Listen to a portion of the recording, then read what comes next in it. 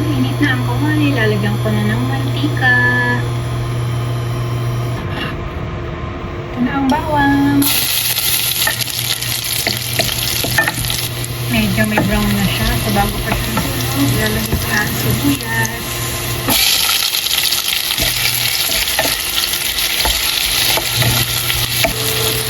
Lalagyan ko na rin ang aking pinakuluan kahapon na beef cut. Pero meron siyang mga buto. Pinakulat ko na ito kahapon.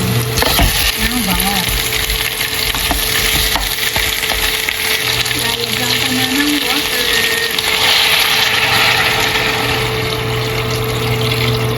So, yung ilalagay kong tubig is yung pangsabawan na talaga. At i-cover ko na siya. Pakuluan lang natin.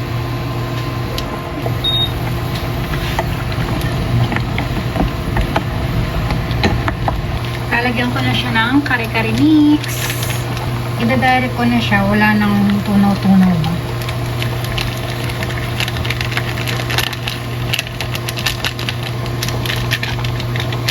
Kukulaan ulit.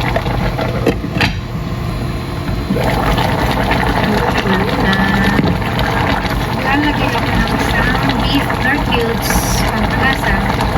Lalagay din ako ng ating peanut butter. Sakto na to sa half kilo.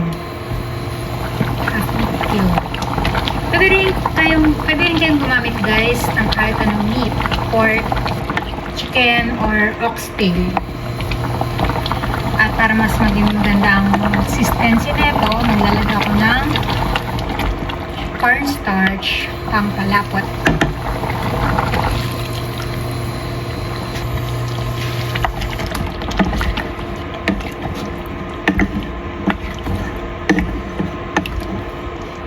Goods na yung consistency ng sabaw niya, tsaka malambot na rin yung meat. Ito na yung moment na ilalagay ko na yung mga pinakuluan ko na gulay. Sitaw at okra. Meron ding talong. Naprito ko na to. Pechay.